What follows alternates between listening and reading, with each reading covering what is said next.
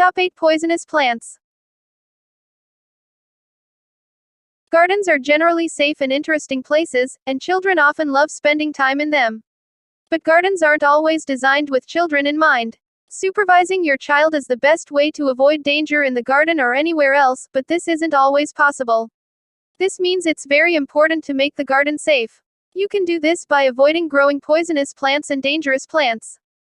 Fence off or remove any suspect plants until your child is old enough to learn not to eat strange plants. This is usually when children are around 3 years old. Poison ivy. Poison ivy rash is caused by contact with poison ivy, a plant that grows almost everywhere in the United States. The sap of the poison ivy plant, also known as Toxicodendron radicans, contains an oil called urushiol. This is the irritant that causes an allergic reaction and rash. You don't even have to come in direct contact with the plant to have a reaction. The oil can linger on your gardening equipment, golf clubs, or even your shoes. Brushing against the plant, or anything that's touched it, can result in skin irritation, pain, and itching.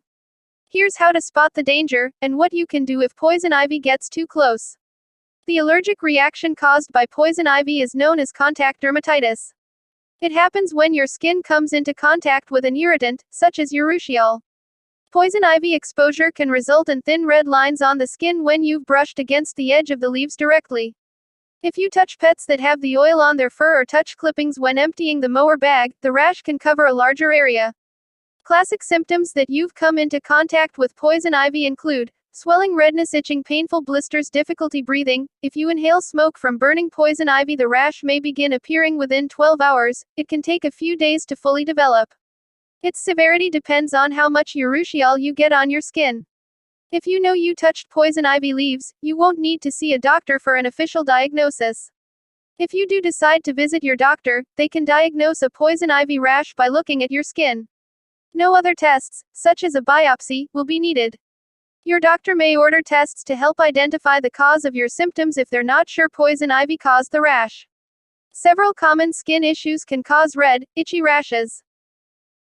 Giant hogweed. Originally from the Caucasus Mountain region of Eurasia, researchers just confirmed the presence of this federally listed, noxious weed, in Virginia for the first time.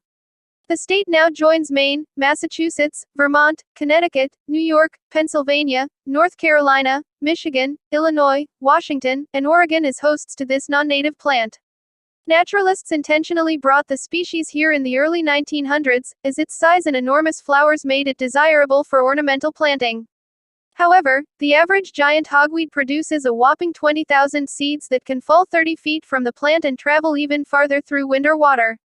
Translation: it didn't take long for this species to spread out of control and start injuring unsuspecting gardeners. The danger of giant hogweed stems from its sap, which is present on all parts of the plant. Toxic chemicals in it called furanocoumarins cause severe burns when exposed to UV light from the sun. Even when the painful blisters subside, permanent scarring can remain. Once you get it on you, it makes your skin unable to protect itself from the sun. Wild parsnip. Wild parsnip, Pastinaca sativa, is an invasive plant native to Europe and Asia. It was likely brought to North America by European settlers, who grew it for its edible root. Since its introduction, wild parsnip has escaped from cultivated gardens and spread across the continent. Wild parsnip, which is also known as poison parsnip, is a member of the carrot parsley family. It typically grows a low, spindly rosette of leaves in the first year while the root develops. In the second year it flowers on a tall stalk and then dies. The plant can form dense stands and spreads quickly in disturbed areas such as abandoned yards, waste dumps, meadows, open fields, roadsides and railway embankments. Its seeds are easily dispersed by wind and water, and on mowing or other equipment. Like giant hogweed and other members of the carrot family, it produces sap containing chemicals that can cause human skin to react to sunlight, resulting in intense burns, rashes or blisters. In North America, scattered wild parsnip populations are found from British Columbia to California, and from Ontario to Florida. It has been reported in all provinces and territories of Canada except Nunavut. The plant is currently found throughout eastern and southern Ontario, and researchers believe it is spreading from east to west across the province. Foxglove. Tall and stately foxglove plants Digitalis purpurea have long been included in garden areas where vertical interest and lovely flowers are desired. Foxglove flowers grow on stems which may reach 6 feet 2 meters in height, depending on variety. Foxglove flowers are clusters of tubular-shaped blooms in colors of white, lavender, yellow, pink, red, and purple. Growing foxgloves thrive in full sun to partial shade to full shade, depending on the summer heat. They are hardy in gardening zones 4 through 10 and in the hottest areas prefer more midday and afternoon shade for optimum performance. The hotter the summers, the more shade the plant needs. Foxglove plants grow best in rich, well-draining soil. Caring for foxglove plants will include keeping the soil moist. As a biennial or short-lived perennial, the gardener can encourage regrowth of foxglove flowers by not allowing the soil to dry out or to get too soggy.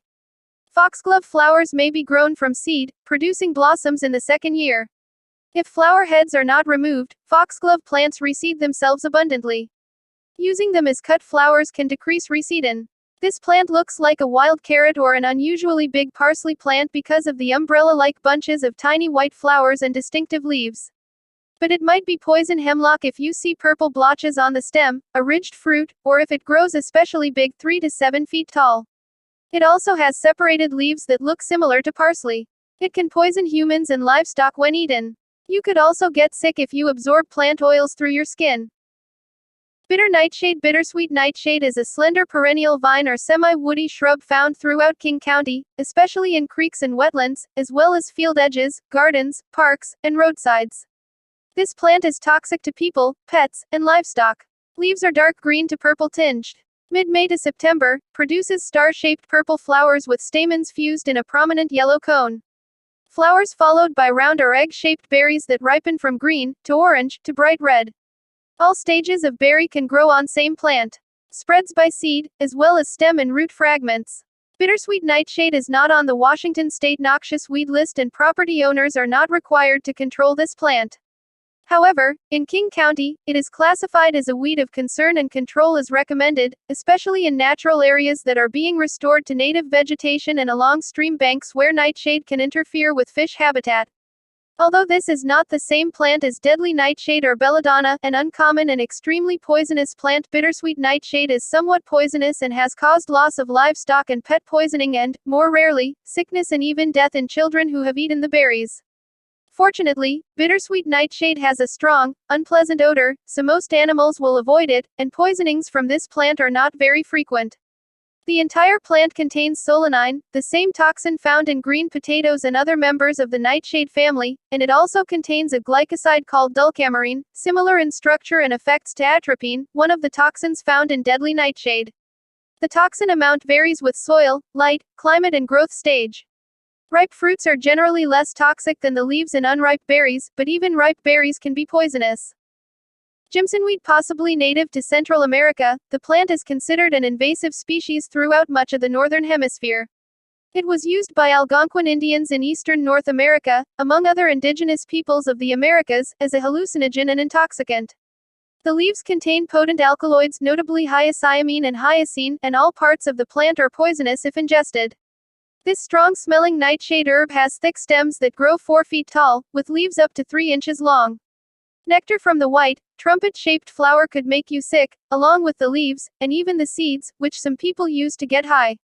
It makes you nauseous, thirsty, and feverish, weakens your pulse, and raises your heart rate. You might even forget where you are or see things that aren't there. Ginseng wheat grows to a height of 1 to almost 2 meters, up to 6.5 feet, and is commonly found along roadsides or other disturbed habitats. The plant has large white or violet trumpet-shaped flowers and produces a large spiny capsule fruit to which the common name thorn apple is sometimes applied. The stems are green, sometimes tinged with purple, and bear simple alternate leaves with toothed to lobed margins. Mistletoe. Mistletoe is especially interesting botanically because it is a partial parasite, a hemiparasite. As a parasitic plant, it grows on the branches or trunk of a tree and actually sends out roots that penetrate into the tree and take up nutrients. But mistletoe is also capable for growing on its own. Like other plants, it can produce its own food by photosynthesis. Mistletoe, however, is more commonly found growing as a parasitic plant. There are 2 types of mistletoe. The mistletoe that is commonly used as a Christmas decoration, Phoradendron flavescens, is native to North America and grows as a parasite on trees in the West as also in those growing in a line down the east from New Jersey to Florida. The other type of mistletoe, Viscum album, is of European origin. The European mistletoe is a green shrub with small, yellow flowers and white, sticky berries which are considered poisonous. It commonly seen on apple but only rarely on oak trees. The rare oak mistletoe was greatly venerated by the ancient Celts and Germans and used as a ceremonial plant by early Europeans. The Greeks and earlier peoples thought that it had mystical powers, and down through the centuries it became associated with many folklore customs. Mistletoe is especially interesting botanically because it is a partial parasite, a hemiparasite. As a parasitic plant, it grows on the branches or trunk of a tree and actually sends out roots that penetrate into the tree and take up nutrients. But mistletoe is also capable for growing on its own. Like other plants, it can produce its own food by photosynthesis. Mistletoe, however, is more commonly found growing as a parasitic plant. This plant lives off of other trees and shrubs, which makes it a parasite. Its stems are thick and easy to break, with lots of branches. The leaves are often thick and stay green all year. The berries can give you diarrhea and slow or stop your heart. Oleander. There are so many good things to say about Nerium oleander. It's a tough, long-flowering, ornamental shrub or informal hedge that provides an effective screen in a southern landscape. Oleander flowers from early summer until mid-autumn with large clusters of red, pink, yellow or white, single or double blossoms. The long, narrow leaves are smooth but leathery, and it's an evergreen that grows quickly but tolerates serious pruning to keep it in check. Oleander can even be trained into single trunk trees. By Gloria Ballard. There are so many good things to say about Nerium oleander. It's a tough, long-flowering, ornamental shrub or informal hedge that provides an effective screen in a southern landscape. Oleander flowers from early summer until mid-autumn with large clusters of red, pink, yellow or white, single or double blossoms. The long, narrow leaves are smooth but leathery, and it's an evergreen that grows quickly but tolerates serious pruning to keep it in check. Oleander can even be trained into single trunk trees. Courtesy of Proven Winners, www.provenwinners.com. Oleander is a dense, fast-growing evergreen shrub that has been growing since ancient times and is native to North Africa and the eastern Mediterranean regions. Oleander, however, is toxic to humans and pets, every part of it, and the outcome of ingesting even a small amount of it can be dire. Its one negative trait is the thing that's likely to give gardeners pause. Oleander is toxic to humans and pets, every part of it, and the outcome of ingesting even a small amount of it can be dire. Its poisonous ingredients are two potent cardiac glycosides, oleandrin and nerine, according to the National Institute of Health. The toxins in even a small amount ingested can lead to serious illness or be fatal to humans and animals.